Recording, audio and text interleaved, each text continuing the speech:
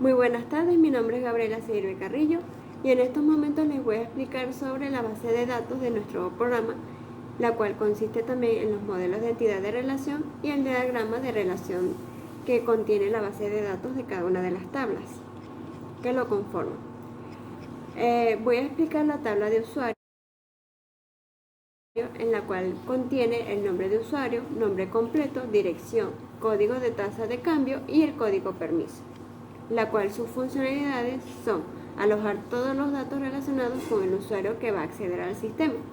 Con la información que contiene se usará para autentificar el usuario, la tasa de cambio con el cliente que quiera trabajar a la hora de pagar las rentas de las minadoras y el permiso que éste posee, es decir, si es un usuario común o un administrador.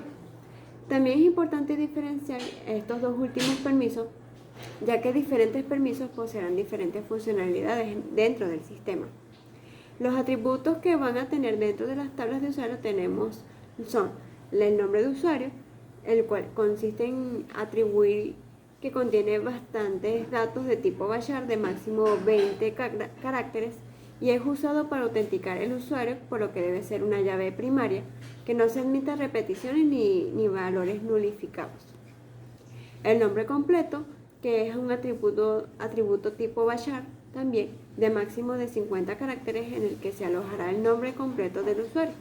La dirección, que es el atributo de tipo text, en el que admite máximo 66.535 caracteres, que se usará para alojar la dirección del usuario. El código de tasa, que es un atributo de tipo INT de máximo 4 bits, y en este se aloja el código de la tasa de cambio como una llave foránea en el que se conectará la tabla usuario con la tabla de tasa de cambio.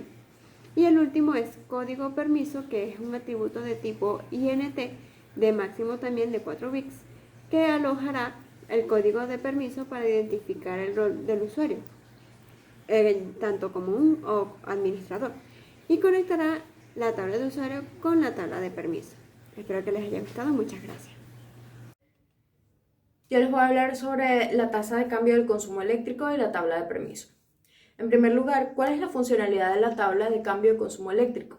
En este sentido, pues para nuestro proyecto la funcionalidad de esta tabla va a ser servir como un almacén de las tasas de cambio de las divisas. De esta manera el usuario puede visualizar el monto de la renta de las minadoras y saber en qué moneda le conviene colocar la renta. Aparte de esto, pues tenemos los atributos. El principal, el cual va a ser la llave primaria, es el atributo que denominamos como código tasa, que va a ser un atributo de tipo entero, con 4 bits de almacenamiento como máximo y no se permite que sean duplicados ni valores multiplicados. Aparte de esto, también tenemos el atributo nombres, que va a ser una variable de tipo carácter de 30 caracteres máximo. En esta se va a alojar el nombre de la tasa de cambio, es decir, pueden ser dólares, euros, bolívares fuertes, X cantidad de X moneda en la cual se vaya a trabajar. Aparte de esto, también tenemos el último atributo, que va a ser el valor, que va a ser un tipo float de valores que van desde el -3 a -1.17 y desde 1.17 del lado positivo hasta 3.40. Luego de esto, pues vamos a hablar sobre la tabla de permisos. ¿Cuál es su funcionalidad? Esta tabla tiene como funcionalidad el alojar permisos que el sistema admite para los usuarios, siendo estos usuarios comunes y usuarios administradores. Dentro de esta tabla tenemos únicamente dos variables, la primera e importante va a ser el código permiso, el cual va a ser un atributo de tipo entero con 4 bits de almacenamiento, en el cual se va a alojar la llave primaria no repetible y de valores no multiplicados. El segundo atributo va a ser el nombre, el cual es una variable de tipo carácter de máximo 30 caracteres de almacenamiento. Esta va a tener el nombre del permiso. Buen día, mi nombre es Nelson Rodríguez y hoy les vengo a explicar la tabla de renta. La tabla de renta tiene como funcionalidad la de almacenar todos los datos relacionados a la renta a pagar por el cliente, como lo son la fecha y la hora del consumo de la minadora y el consumo total acumulado por ella.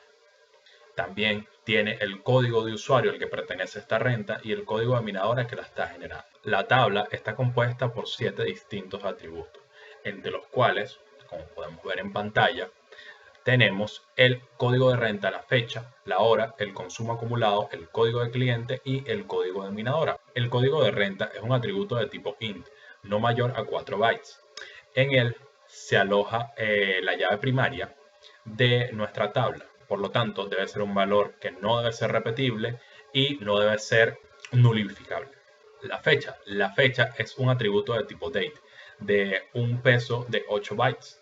En este atributo se aloja la fecha en la que la renta fue generada. El rango de valores va desde el 1 de enero del 1001 hasta el 31 de diciembre del 9909. El formato de almacenamiento es de año, mes, día. Hora es un atributo de tipo time, de 8 bits de almacenamiento. En este atributo se aloja la hora en la que la renta fue generada. El rango de hora va desde menos 838 horas 59 minutos y 59 segundos a 838 horas 59 minutos y 59 segundos. El formato de almacenamiento es de horas, minutos, segundos. Consumo acumulado es un atributo de tipo float. Se aloja en él el consumo acumulado por la minadora y se calcula en base al consumo eléctrico de este y al tiempo que lleva encendida. Código usuario es un atributo de tipo varchar de máximo de 50 caracteres. Aloja un nombre de usuario del dueño de la renta generada. Este atributo es una llave foránea, por lo que conectará la tabla de renta con la tabla de usuario. Código minadora es un atributo de tipo int de 4 bytes de almacenamiento. Se aloja en él un código único de la minadora a la que pertenece la renta generada. Este atributo es una llave foránea, por lo que ayuda a conectar la tabla de renta con la tabla minadora. La tabla minadora. La tabla minadora tiene como funcionalidad la de alojar todos los datos relacionados con la operación de la minadora. Entre estos datos podemos encontrar datos descriptivos como la marca y el modelo de la minadora, datos operacionales como el consumo eléctrico, temperatura. Cabe mencionar que la temperatura se utiliza como sistema de sugerencia para el usuario. Un ejemplo es que la minadora de un usuario está excediendo el límite de la temperatura, por lo cual el sistema automáticamente arrojará una advertencia o una sugerencia para el usuario para que ésta decida apagar. Otros datos operacionales son la velocidad de procesamiento y estado de encendido. El estado de encendido sirve para saber si la minadora se encuentra encendido o apagado, y la velocidad de procesamiento se le da la opción de ajustar la velocidad de procesamiento de la minadora para reducir el aumento de la temperatura. Por último tenemos datos como la última hora de encendido y la duración de la última hora de encendido. Estos dos datos son muy importantes ya que se utilizan para poder calcular la temperatura y el consumo eléctrico que tiene la minadora, y además de poder calcular la renta en el que se genera por el consumo de esa minadora.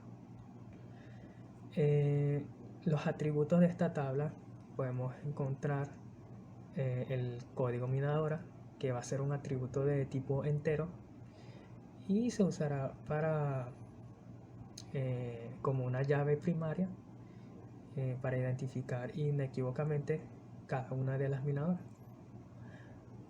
Otro atributo sería la marca y el modelo, que estos dos atributos van a ser de tipo varchar, de máximo de 30 caracteres.